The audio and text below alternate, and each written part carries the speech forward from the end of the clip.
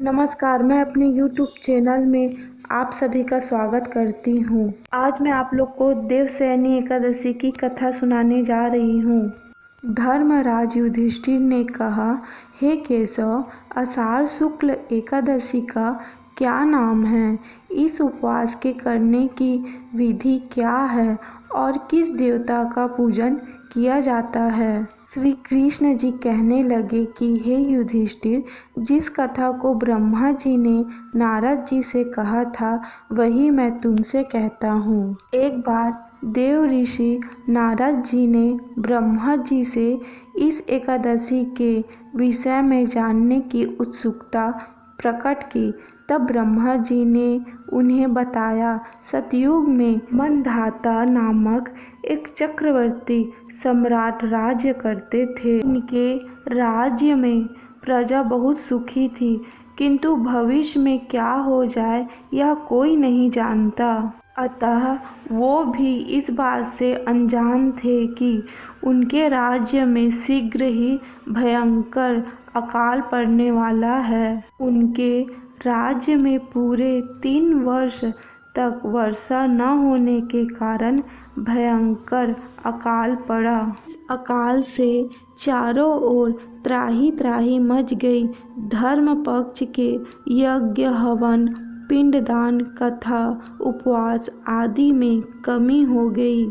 जब मुसीबत पड़ी हो तो धार्मिक कार्यों में मनुष्यों की रुचि कहाँ रह जाती है।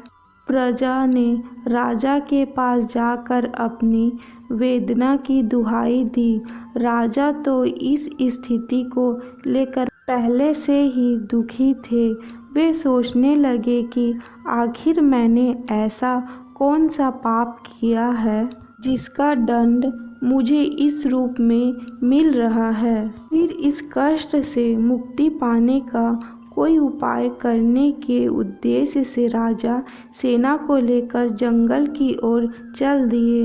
वहाँ विचरण करते करते एक दिन वे ब्रह्मा जी के पुत्र अंगिरा ऋषि के आश्रम में पहुँचे और उन्हें प्रणाम किया।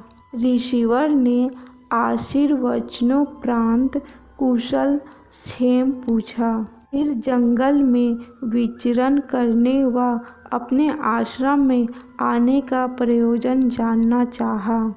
तब राजा ने हाथ जोड़कर कहा, महात्मन, सभी प्रकार के धर्म का पालन करता हुआ भी मैं अपने राज्य में दुर्भिक्ष का दृश्य देख रहा हूँ। आखिर किस कारण से ऐसा हो रहा है? कृपया इसका समाधान करें। सुनकर महर्षि अंगिरा ने कहा, राजन, सब युगों से उत्तम सतयुग है। इसमें छोटे से पाप का भी बड़ा भयंकर दंड मिलता है। इसमें धर्म अपने चारों चरणों में व्याप्त रहता है। ब्राह्मण के अतिरिक्त किसी अन्य जाति को तप करने का अधिकार नहीं है, जबकि आपके राज्य में एक शूद्र तपस्या कर रहा है। यही कारण है कि आपके राज्य में वर्षा नहीं हो रही है। जब तक वह काल को प्राप्त नहीं होगा तब तक यह दुर्भिक्ष शांत नहीं होगा। दुर्भिक्ष की शांति उसे मारने से ही संभव है, किंतु राजा का हृदय एक निरपराध शूद्र तपस्वी का शमन करने को तैयार नहीं हुआ।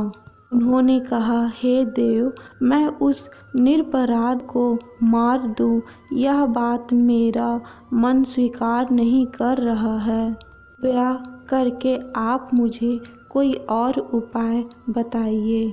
और श्री अंगिरा ने बताया, हर माह के शुक्ल पक्ष की एकादशी का उपवास करें। इस उपवास के प्रभाव से अवश्य ही वर्षा होगी। राजा अपने राज्य की राजधानी लौट आए। चारों वर्णों सहित एकादशी का विधि पूर्वक उपवास किया और उनके राज्य में मूसलाधार वर्षा हुई और पूरा राज्य धन धान्य से परिपूर्ण हो गया। ब्रह्म वैवर्त पुराण में देवशयनी एकादशी के विषय महात्म्य का वर्णन किया गया है। इस उपवास से मनुष्यों की समस्त मनोकामनाएं पूर्ण होती है। बोलो विष्णु भगवान की जय। आशा करती हूँ आप लोग को ये वीडियो पसंद आई हो तो सब्सक्राइब, लाइक, शेयर, कमेंट जरूर कीजिएगा। धन्यवाद।